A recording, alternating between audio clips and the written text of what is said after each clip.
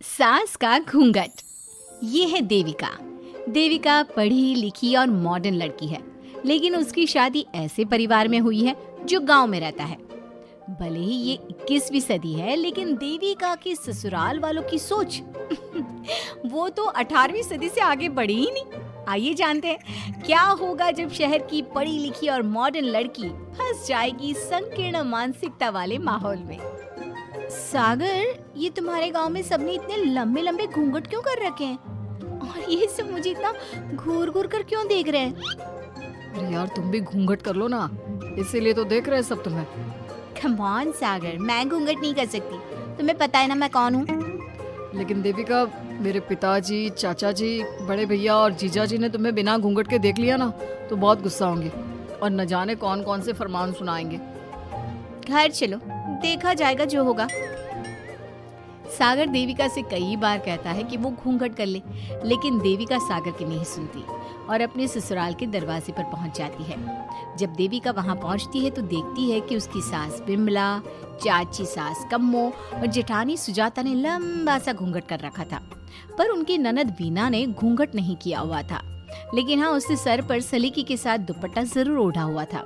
सागर अपनी पत्नी को सबसे मिलवा रहा होता है, तभी सागर के पिता जोगिंदर बोलते हैं, सागर, तूने बहू को इस घर के तौर तरीके नहीं समझा।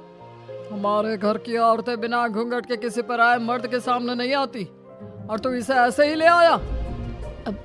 पिताजी, मैं समझा दूंगा।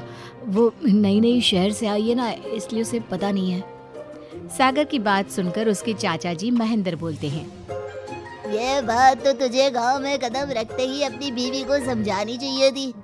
हमारा गांव में बहुत नाम है। तेरी बीवी ऐसे गांव भर में घूमेगी तो क्या इज्जत रह जाएगी हमारी। ये बोलकर जोगिंदर और महेंद्र वहाँ से चले जाते हैं। शाम को घर की सारी औरतें खाने की तैयारी करती हैं। खाना तैयार हो जाता है, लेकिन घर की कोई भी औरत खाना नहीं खाती।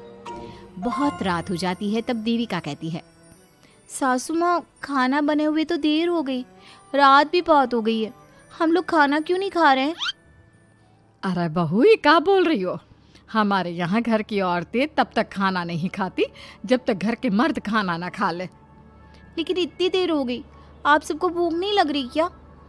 तभी देविका की जेठानी सुजाता कहती है, लग तो रही है, लेकिन यहाँ की यही रीत है, ये निभानी तो पड़ेगी ना। भाभी जी, ये रीत नहीं है, औरतों को प्रताड़ित करने का एक तरीका है। अगर इस घर के आदमी पूरी रात नहीं आए तो पूरी रात खाना नहीं खाओगी क्या? देविका ये बोलकर सीधा सागर के पास जाती है। सागर उसे समझाता है, देविका, यहाँ ऐसा ही होता है, तुम थोड़ा सब्र कर लो, पिताजी और चाचा जी आते ही होंगे, फिर हम सब खाना खाएंगे। सागर देविका को समझा ही रहा था, तभी देविका की ननद वीना आकर कहती है, सागर, खाना खाने आ जाओ, पिताजी और चाचा जी आ गए हैं। चलो देविका, तुम्हारा इंतजार खत्म हुआ। सागर खाने के लिए बैठ जाता है। जब सब खाना खाने बैठते हैं तो देविका भी बैठ जाती है। सागर धीरे से उसे कहता है, अरे देविका, ये क्या कर रही हो? तुम इस तरह हमारे साथ खाना नहीं खा सकती। मगर क्यों सागर, मुझे भूख लगी है, सब लोग खा रहे हैं तो मैं क्यों नहीं खा सकती? ये हमारे घर का नियम है, पहले घर के आदमी खाते हैं और बाद में औरतें। लेकिन सागर, हमारे घर में तो ऐसा कोई नियम नहीं है। देविका और सागर में बहस छिड़ जाती है। तब सागर का बड़ा भाई कहता है, सागर, तेरी बीवी को एक बार में समझ में नहीं आता क्या कि इस घर की औरतें मर्दों के खाना खाने के बाद ही खाना खा सकती है? भैया, मैं देविका को यही समझा रहा था। मुझे तो लग रहा है कि इसके दिमाग में कोई बात ही नहीं बैठती एक बार में। भैया, मेरे दिमाग में बात तब बैठेगी ना जब आपकी बात कोई ढंग की होगी।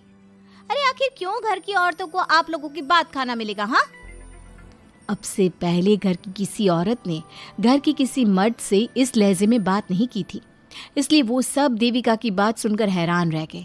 तभी सागर की जीजा और वीना के पति कल्याण जी कहते हैं, ये क्या है सागर, इस घर की दीवारों को औरतों की इतनी ऊंची आवाज सुनने की आदत नहीं है। अपनी बीवी को बोल जरा होश से काम ले और चुपचाप चली जाए। क्यों चली जाऊं मैं चुपचाप? इस घर की औरतें आपकी हर बात बर्दाश्त कर लेंगी, लेकिन मैं शहर की पढ़ी लिखी लड़की हूँ। आपके कोई भी फालतू के रीति रिवाज मैं नहीं बर्दाश्त करने वाली। इस तरह देविका ने सारे घर की औरतों के लिए मिसाल पैदा कर दी जोगिंदर के घर में पहली बार किसी महिला ने विरोध का स्वर उठाया है, ये बात घर के किसी मर्द को बर्दाश्त नहीं हो रही है। तभी जोगिंदर कहता है, महेंद्र, मोहन, इस बेशर्म लड़की को कमरे में बंद कर दो और आज इसे कोई खाना नहीं देगा। अगर किसी ने इसे खाना दिया तो मैं उसे जिंदा नहीं छोड़ूंगा। महेंद्र और मोहन उसे कमरे में बंद कर देते हैं और उसे खाना भी नहीं देते। रात के 3 बज जाते हैं। भूख की वजह से देविका को नींद भी नहीं आती। तभी उसे कुछ महसूस होता है। ऐसा लग रहा है कोई दरवाजा खोल रहा है, लेकिन इतनी रात को कौन हो सकता है? कहीं सागर तो नहीं? देविका उम्मीद भरी नजरों से दरवाजे की तरफ देखती है, लेकिन दरवाजा खोलने वाला सागर नहीं बल्कि विमला और कम्मो है।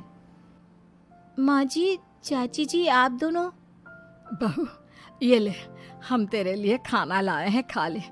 और ये बात ना तो किसी को बताना मत कि हमने तुझे खाना दिया है, नहीं तो हमारे मर्द मार मार कर हमारा बुरा हाल कर देंगे। माँ जी, आप यहाँ इतना घुट घुट कर क्यों रहती हो? देविका, अब तू भी इस घर की बहू है, तू भी हमारी तरह रहना सीख ले। इस घर के कायदे कानून अपना ले। इस घर के मर्द तो कभी बदलने वाले हैं नहीं बहू, तो तू ही बदल ले अपने आप को। माँ जी, बदलाव अच्छे के लिए हो तो हमें बदलना चाहिए। बेकार और बेतुकी बातों का तो विरोध करना चाहिए। दोनों ने देविका को समझाने की कोशिश की, लेकिन देविका ने उल्टा उन्हें ही समझा दिया। इसी तरह एक दिन देविका किसी बात पर जोर जोर से हंस रही थी। तभी देविका की सास विमला ने उसे टोकते हुए कहा, अरे बहू, तू इतनी जोर जोर से क्यों हंस रही है? हमारे घर की औरत इतनी जोर जोर से नहीं हंसती। विमला अपनी बहू को समझा रही थी कि तभी महेंद्र बोलता है, अरे कम्मो, कौन है ये औरत जो बेशर्मों की तरह जोर जोर से हंस रही है? तभी कम्मो और देविका बाहर आ जाती हैं। जी वो मैं हंस रही थी चाचा जी, अब आप लोग हंसने पर भी पाबंदी लगाओगे क्या? तुम जैसी बदतमीज लड़कियों से मैं बात नहीं करना चाहता, लेकिन कान खोलकर सुन लो, इस घर की औरतें इतना जोर जोर से नहीं हंसती। और हाँ, तुम्हें पहले ही बता चुके हैं कि इस घर की दीवारों को औरतों की तेज आवाज सुनने की आदत नहीं है। इस घर की दीवारों को आदमियों की ऊंची आवाज सुनने की आदत है, लेकिन औरतों की नहीं। चाचा जी, आपके घर की दीवारें तो बहुत दोगली है। हर पाबंदी औरतों के लिए क्यों चाचा जी? औरतें ये नहीं कर सकती, औरतें वो नहीं कर सकती। औरतें सांस ले सकती है या उस पर भी पाबंदी है? चुप हो जाना बहू, मत बोल और घूंघट कर ले। ये तेरे चाचा ससुर है, थोड़ा तो लिहाज कर। कम्मो के समझाने पर भी देविका चुप नहीं होती। वो महेंद्र से ऐसे ऐसे सवाल पूछती है जिनका जवाब उसके पास होता ही नहीं। महेंद्र गुस्से से सागर को आवाज देता है। महेंद्र की आवाज सुनकर घर के सभी आदमी बाहर आ जाते हैं। जी चाचा जी, आपने बुलाया? अपनी मुंह जोर बीवी को यहाँ से ले जाने तो कुछ अनर्थ हो जाएगा। क्या हुआ चाचा जी? तेरी बीवी जिस तरह से मुझसे बात कर रही है, छोटे बड़े की तमीज नहीं है इसे। कम से कम 7 दिन तक ये कमरे से बाहर नहीं निकलनी चाहिए। अगर इसे मैंने कमरे से बाहर देख लिया तो किसी की खैर नहीं, समझे? पर मैंने कुछ गलत नहीं बोला। सागर, जो सच है मैंने वही कहा है। देविका, चलो मेरे साथ। लेकिन सागर, मेरी बात तो सुनो। सागर देविका को वहां से ले जाता है। इसी तरह से कई दिन बीत गए। अब देविका अपने ससुराल में हर गलत बात का विरोध करने लगी, लेकिन जितना ज्यादा वो विरोध करती, उसके ससुराल वाले उस पर उतना ही ज्यादा अत्याचार करते। अब देखना यह है कि देविका अपने ससुराल वालों के अत्याचार को यूं ही सहती रहेगी।